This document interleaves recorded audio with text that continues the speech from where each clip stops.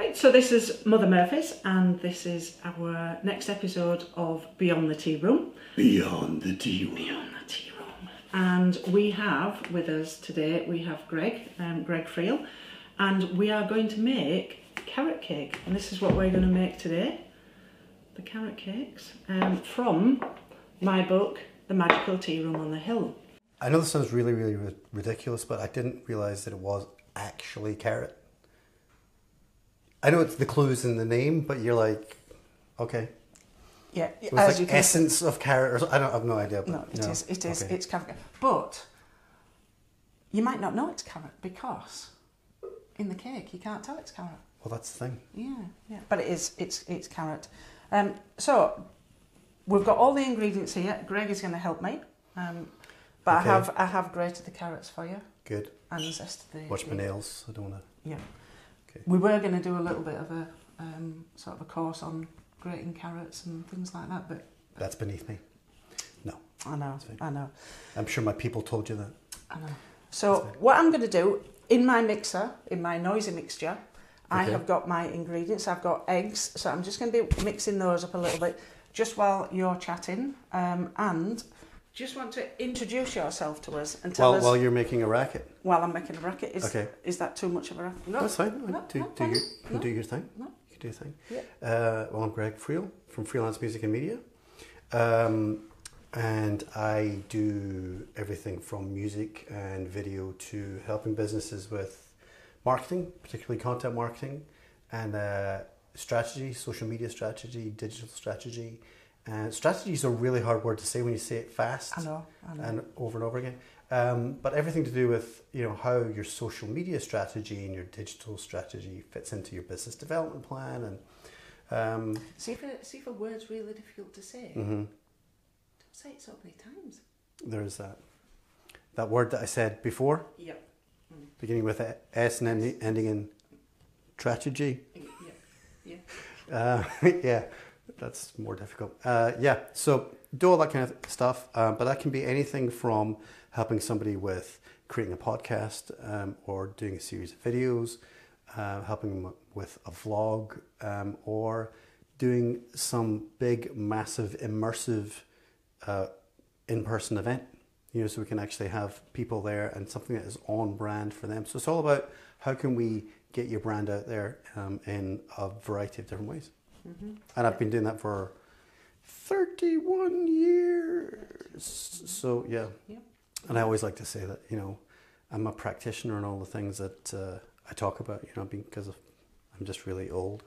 I've been doing it a while. Not as old as me. Say nothing. So, how did we meet? We met through Business Gateway, I believe. Yes. Yeah. And You are the man. Sorry to interrupt there, but you are the man. You came and you sat at that table there, and off camera, with a nice cup of coffee that I'd made you, and surprisingly tasty gluten-free treats. Treats. Because I was like, this is going to be horrific, but I'm going to have to smile and be kind of like, wow, these are really, really nice, Deborah, but they were really, really nice. You see, and that's it. But and I was telling you about how I was still so really upset that the tea room had to close, and you were like, as you munched on these really nice, and you think, do you know what, Deborah? The tea room's gone. Get over it. Did I say those exact words? You said those exact words. They are etched in my mind. Don't stress about the things that you can't change, but work on the things that you can change. That's right. And that was the whole thing. It's like, okay, right, fine, that's gone. But what can you do? Yeah. And we're still friends. Amazingly, yes. Yeah. Despite my bluntness. Yeah. Do we have a link to these on the website or Facebook? There will be. I forgot to tell them where the recipe is coming from my book. Oh, right. Well, okay, where? Which is just on the table. What? My glamorous assistant will just get my book. Yeah. So, does it look like me? Does it look like me? It actually does. It does. Yeah. Slightly. Slightly what? Slightly, like not as tanned. Okay. Yes. So is this at the right page? It is. Yes. Okay. Right, there we just go. At the right place. Yeah. Bev's carrot cake. Yeah. I'm noting that your name is not Bev. No, it's not. because all our cakes were named after somebody, and this became Bev's because it was her favourite cake. Okay. And in the book, it's gluten and dairy free. Today, it's not. I thank you for that. You wouldn't have known it was gluten and dairy free. No, I probably wouldn't, because that's the thing. I mean, remember we've spoken about this at length, that, you know, there was a great deal of testing that's gone into you know, the recipes, so that the, you know, you can't tell the difference. No. You know? I've got eggs in here, which have just been mixing up a little bit. I'm just going to put some brown sugar in there. Brown sugar. And it is kind of so all the quantities and everything are in there. In the book, In okay, the book as yes. well. Yep. And it's so easy to make actually, and we've not got any hard fat to put in because we just put in oil in. But you know, rapeseed oil or Well, any kind of you wouldn't different thing. necessarily put olive oil in. No, because but it makes assuming, you know, I'm too stupid. expensive. Too expensive. Yeah. So it could be vegetable oil. It could be, you could use rapeseed oil. So you could, Yes. you could, right? Yeah. Okay. Yeah. Mine's just plain old sunflower oil, vegetable oil. Yep. Are you just kind of mixing that in? Right. And then with our flour that we've got mixed up, and I'm just going to add this in slowly. So we'll put that on so that we don't look like fairy dust everywhere. So tell us about I did a podcast online course with you, or it wasn't kind of online, it was Zoom, wasn't it? It was the beginner's guide to podcasting. Yes, tell us a little bit about that, because that was great. Thank you. Yes, so one of the things, and this kind of goes back to the COVID thing as well, that, you know, an awful lot of business owners were struggling with how do we get online and how do I get started, and if I'm creating content, what can I do, and so much of it is just that fear of getting started, and, you know, what are the first steps. That's just the zest of an orange and the juice of an orange. Wow, I have newts, etc. Yeah, and I remember, you know, we did the beginner's guide to podcasting, which is like about an hour and a half workshop. Yep. And that's the grated carrot. grated carrot, real carrot. Cake Let's because carrot cake has carrot cake in it. Has carrots in it. Yeah. Real genuine carrots. Real genuine carrots. Yeah. And yeah, so we did that first workshop, and it, really the whole idea is to get you started with, you know, why are you doing a podcast? You've got to understand why you're doing it in the first place, who your audience is, what's the the best way to reach your audience, and you know, and various different things in terms of getting it out there, the distribution side of things, all the techie side of things. How's anybody going to hear it once it's out there? And various different ways to promote it and all of that. But did you know carrot cake had sultanas in it? no, I did not. Sultanas. Sultanas for the win. Yep. Nice. So is that a lot of sultanas? Is that 2 cups? A lot? I think it was 200 grams, but Okay. it's all the ingredients are in there. And that's it. That is Wow. carrot cake. That's everything. That's everything. Everything mixed. And how long do you mix it for? just until it's, Gooey? yeah. There's no trying to cream your mixtures together so that it rises, because we've got bicarbonate soda in there, Right. which is going to help. And so I asked Greg, Can we get a wee shot of we can- what that mixture Yep. actually looks like? Can you see that there? Oh, almost tipped out. That was close. So, Okay. if you were going to make this as a big cake, it is a big cake, and you can see there. So it makes a big 3-tier 9-inch cake. So it's massive. It's huge. Yeah, huge. It's huge. 3 tiers. Wow. 3 Okay. tiers. Oh. Huge. Right. So I always think that the best thing about a cake is having thinner layers, but lots of them, rather than having 2 really thick layers that might be quite dry. So go thinner. Okay. Lots of stuff between them. And there's more chance of it retaining moisture. Yes. Yeah. Okay. But I asked Greg whether he wanted to make a large cake or whether we want to make little ones. And you said that you'd like to make loads of little ones so that I can take them ones. away. Yes, yeah. So the only thing I'd say about using a mixer, which is great, just make sure afterwards you just kind of delve into the bottom. And so there's nothing on the bottom, right? Okay. Yeah. There we go. And all we're going to do is that an ice cream scoop? It is an ice cream scoop. This is a small ice cream scoop. And but what I could do is I think like you have another ice cream scoop as well, which is slightly larger. Okay. But so you can do half and I'll do half. Okay, so just a full scoop? Not quite.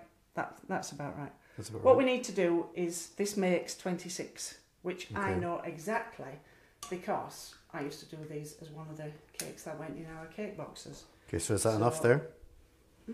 Yeah. Okay.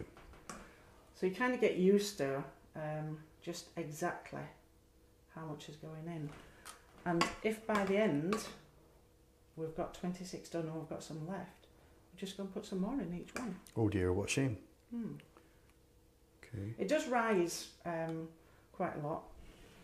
And when I was doing the cakes for the boxes, I kind of had to adapt them a little bit. Because they were going in the post, I had to make sure that I was leaving enough room to put the icing on, and then that they would still go in the boxes, in the tubs that I was doing. Yep. And just make sure that I just keep giving it a bit of a stir for the carrots. And of course, when I was doing it for when people were paying for these cakes, I'd be really careful and I wouldn't make sure that I'd spilt anything down the sides. So that was one of the things when I first met you, was you were taking that business online, which is extremely difficult, obviously. Yeah.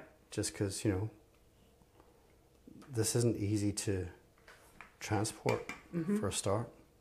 We had lots of practices, and we tried different boxes, different packaging. I had to change how I iced the cakes because the first time I did it, I tried to do it too fancy. Right. And then, so we actually, me and Jim, we actually threw boxes of cakes around the kitchen to see.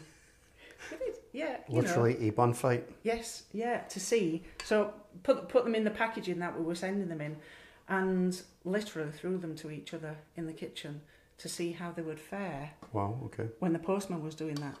Not that I'm suggesting that all postmen throw packages, but you know what I mean. And so I had to change them, and I changed the size that I was doing them. But I kind of that was the fun bit, sorting everything out. See, this is where my wife would be watching this and seeing me using my right hand because I'm left-handed. So it's my opposite hand, and she's like, "You just look totally clumsy doing this. It just looks so weird." Well, I didn't want to say anything then because I know that you're left-handed. But it is one of these things. So am I leaving that in with the mixture? No, we're gonna just share it out amongst. So if there's any that you think are a bit light, just okay. Some of the first ones, I think. Yeah, and when I was doing them, I used to measure it exactly because each one had to be the same weight because a customer didn't mind getting more, but they didn't want to get less. Of course, yeah. Because they were paying for it. So changing the business to doing the cakes online, all the work that I was doing. Challenging. Yeah, and trying all the different things, adapting the recipes. That was the fun bit. And then people were loving them. But then once I'd done that, I was like, okay, so I'm in my kitchen by myself. I'm sending the cakes out to maybe people. Sometimes often it was people that I knew, but I was sending cakes out to strangers. And I was like, okay. So I suppose not doing it for me. Yeah, I suppose the thing is that the whole thing with the tea room was that you had that connection and there was that community. Yeah. And that's what people Yes. That's what people came for, but that's why you did it. Yes, yeah. You know, normally I would have been making a cake, and then once I got to the tea room, customers would be coming in, and would be sitting down and sharing a cup of tea and a cake. Mm-hmm. So it was that sort of tea room.